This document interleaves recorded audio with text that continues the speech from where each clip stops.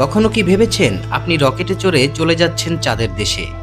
আজকের ভিডিওতে আমরা আপনাকে নিয়ে যাচ্ছি মহাশূন্যে, যেখানে পৃথিবীকে দেখবেন এক নীল রঙের ছোট বলের মতো, আর চাঁদের ধূসর পৃষ্ঠে দাঁড়িয়ে পাবেন এক নতুন অভিজ্ঞতা। চলুন শুরু করি যাত্রা। রকেট প্রস্তুত। 3, 2, 1।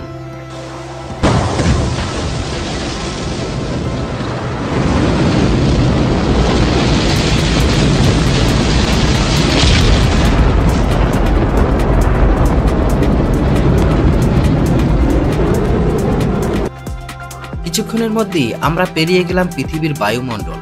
জানালা দিয়ে দেখা যাচ্ছে অসংখ্য তারা। নিচে পৃথিবী ছোট হয়ে গেছে, যেন রঙিন এক মার্বেলের মতো।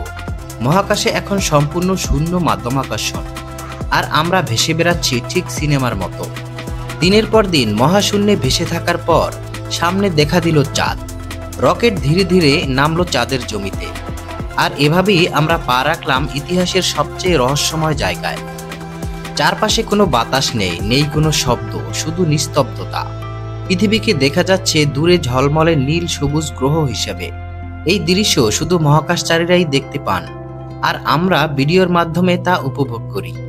চাঁদ শুধু সুন্দর নয়, এখানে লুকিয়ে আছে মহাবিশ্বের ইতিহাস।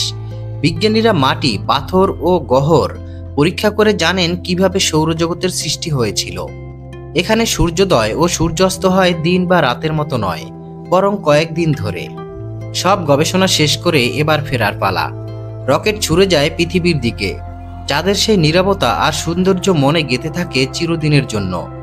তো বন্ধুরা, চাঁদের দেশে রকেট ভ্রমণ আপাতত কেবল বিজ্ঞানীদের জন্য, কিন্তু ভবিষ্যতে হয়তো আমরা সবাই একদিন চাঁদে ভ্রমণ করব। ভিডিওটি ভালো লাগলে একটি লাইক দিন, চ্যানেলটি সাবস্ক্রাইব করুন এবং মহাকাশপ্রেমী বন্ধুদের সাথে শেয়ার করুন।